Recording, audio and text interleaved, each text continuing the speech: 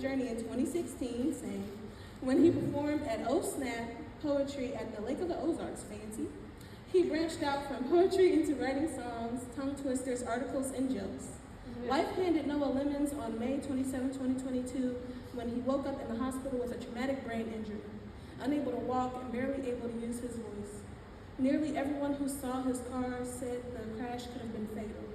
He turned his lemons into lemonade by using speech therapy as an inspiration to write tongue twisters. Aww. He turned those into his card game, Word Whizzes, which he designed to help people have fun while gaining confidence in their voices.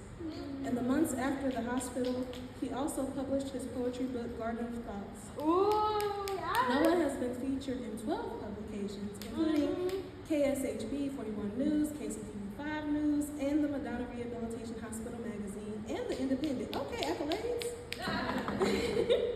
Being a hair's breadth away from death. That was a tongue twister for me, my bad.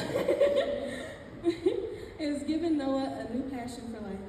He desires to help usher in a world in which all people do not just survive, but thrive through life. Everyone welcome Noah Weaver to the show.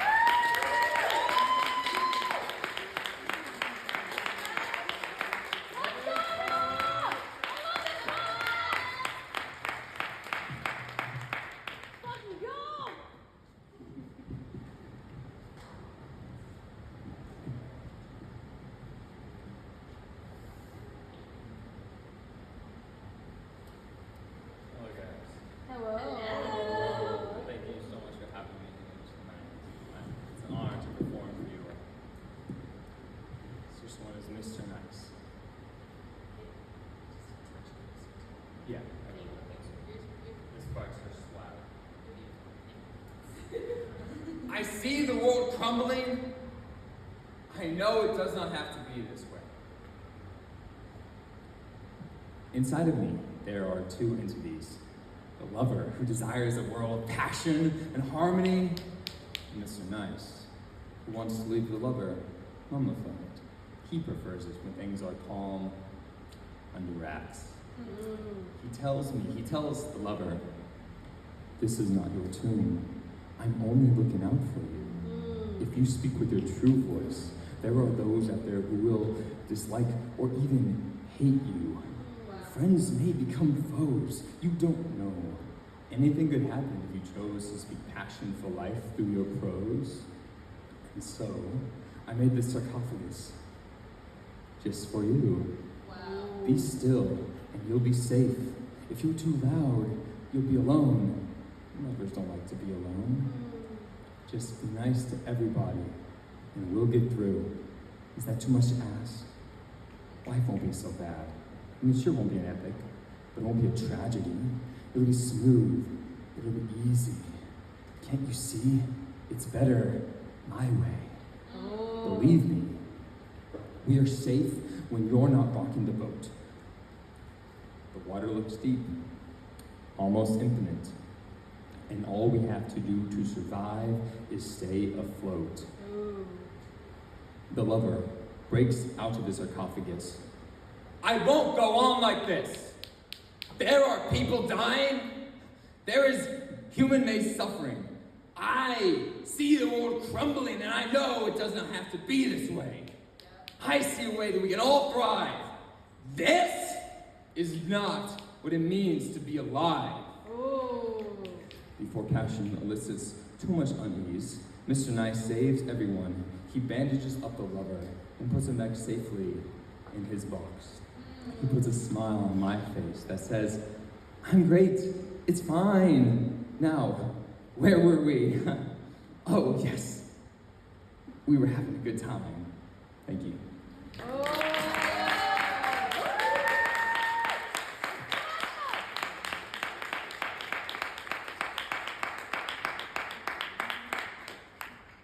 And this next piece is called Oligarchs. Thanks to all the shark oligarchs, tomorrow looks stark. The future once bright and full of hearts is already old and dark. Decrepit, rancid, racist, fascists are dead, sprinting us into ashes. In other words, if we let them hold the reins, we're all gonna burn. I'm going insane. I did not cross from this mortal plane and choose to come back to live in a fascist dictatorship. You know, I have eyes. I didn't even need to be astute to see Elon do the Nazi salute. Ooh. We have to stop hailing billionaire bullies as saviors of mankind. Maybe my car crash did kill me, and I'm paying the price for not believing in a deity. Oh. Despite all of this, I will forever, at my core, remain an optimist. I believe most people want peace and bliss. Yeah. So I often wonder why is it each other we turn against. I think it happens when we don't know truth from bull, and it happens when those who crave control spin webs of 1 trillion lies until we believe we can no longer believe our eyes. The truth becomes a jagged pill, hard to swallow. The lies swing gently off forked tongues, and we hang on every word like gallows. We believe our minds are infallible, and that is exactly why we fall low. Desperately clinging to lies like they are cliffs on the ocean's edge. Afraid if we let go, we will die fools. If you hold it forever, the lie can always be true, and you will die knowing you are a hero. At least, that's the last thing the liar will tell you. The sweet music soothing you to complacency. If water stays calm for too long, it grows stagnant. If we cling to rocky lies, our hearts turn to stone. Let go. Yes, I know it hurts to change. Growing is known to come with pain. Here's my aim, to make this a beautiful home, now and always. Whoa. And to do, sorry, it's not quite finished, I have to scroll down. And to do that, we need growth. We need love. We need hope. Love is resistance. Hope scares fear. Ooh. Tomorrow looks stark, yet we all believe in the sunrise. We have been thrown off a cliff. Our life is flashing before our eyes. Among the chaos, if we can reach out, grab even the smallest threads, we will survive because love is strong. Hope will pull us to safety. When we hold both in our hands, we can survive anything. We will survive everything. Thank you. Oh. Oh my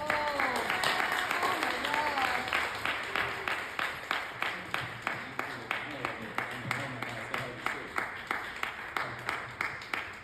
That should be better. Maybe I'll just stand back here and talk louder. That'll be easier. All right. You're doing great. This one is called The Great White Lie. Oh. White people weren't a thing until the American colonies in the 1600s. The filthy rich plantation owners were getting scared. There had been small uprisings and they realized they were badly outnumbered by the poor folk. In order to keep safely exploiting, they had to divide the population, create separation between the African slaves and the European indentured servants and peasants. They put on their raccoon skin thinking caps, and an evil idea was born. One of them asked, What do us and the poor Europeans have in common? We come from different countries. We spent centuries in Europe trying to kill anyone who wasn't our kin. But now we are in the American colonies. We have all the money. Our poor brethren are not our friends. But we can use them. Come on, people, think. The common people and us share one defining trait. The color of our skin. and so the division started. Attention!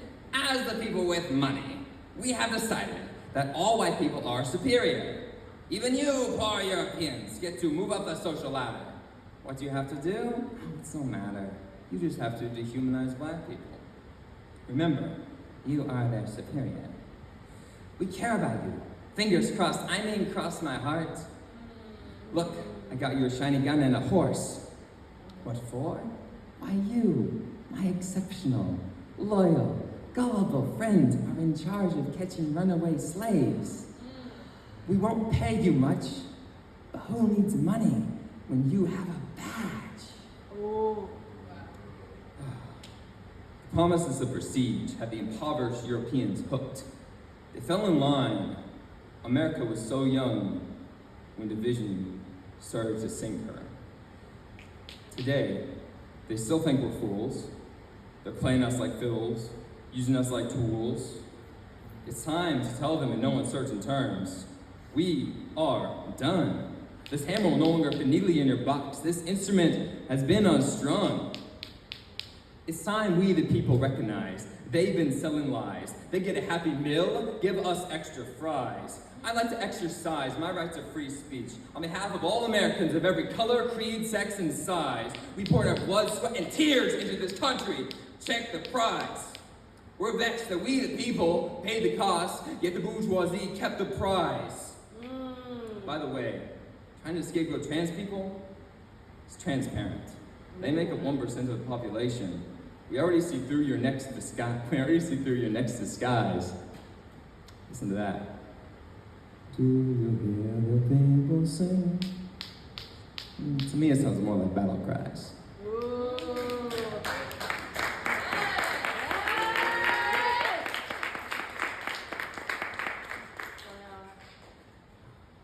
This is life, the game.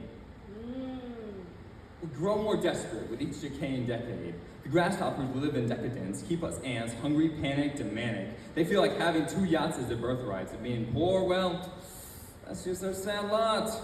Our great-grandparents should have learned to pull themselves up by the bootstraps too, so we would inherit a larger monopoly plot. Sorry, a bit of a verbal blunder. I said pull themselves up by the bootstraps. I meant learn to feel comfortable exploiting others. You want an obscene amount of green. Well, the best shot is to let your heart rot. Keep collecting more dust, let everyone else get got. Learn to play by the evil rules of the rat race. Set the traps, let your neighbors get caught. Here's an idea. What if we all said, fuck this stupid game, I'm done. Let's make a new game with new rules. After all, we made up the rules to this one. Like, how about we don't pass go? How about we pause, rest? We have space-age technology, and yet we are still using industrial age ideologies. We can all live in health and harmony. Imagine a world where we all work together to make life on Earth easier, so we can create more, so we can live more, so we can love more. We all have food, shelter, healthcare, and water, not because we are deemed worthy by someone who deems themselves the judge of worthiness, but because we are living and thus are inherently worthy of, life. Look, life can be good. I truly believe that. Hell, life can be great. We are not Macbeth, cursed with a tragic fate. Let's let our minds wander away from what was, and let our hearts wander into what can be. Thank you.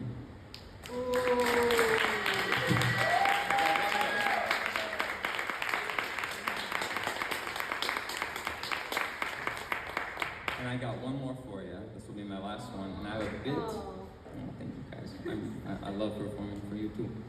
And I got a bit of an odd request for a performer. At the end of this poem, will you stay silent? No applause, no snapping, no clapping. You can clap and snap throughout the poem, but at the end, just silence would be wonderful. Do you think y'all do that? Yeah. Yes. All right, awesome. Thank you. Not forget. This one is called Tiny Humans. Oh, Oh, look at the tiny humans playing God. Mother Earth smiles at us good-naturedly. She knows her power lies beyond our understanding of the universe. She also knows that we exist because of her. She chose her reign to be one of life. And if not for the fire burning in her core, each and every living thing would be snuffed out. She prayed we would grow out of it all. The disdain we hold for life, the childish wars we rage, the missiles we launched that whine incessantly in her ears, the drills we poke deep into her skin, like you're trying to get her attention. Mom, Mom, look at me. Look how strong I am. I am growing up to be as powerful as you. And she does turn to look at us. Her face wears the anguish only a mother could know. She can't believe we forgot. We forgot all the lessons of love, the importance of harmony, a lecture she gave us again and again, and yet we still misunderstand. We believe that violence and power are synonymous. We believe a mother is meant to be sucked dry. She shudders earthquakes and cries hurricanes. No mom wants to see her children turn into monsters. Her eyes fill with sorrow, and she looks at the nightmares she created. Her sorrow turns to anger. She is so tired of our immature, hateful antics. When heat erupts from mother's lungs as she volcano bellows, enough!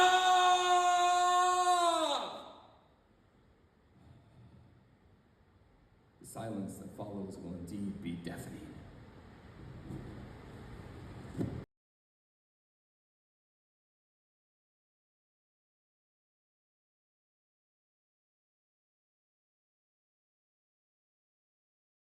Okay, the poem is over, and now I will say everyone give it up again for Noah.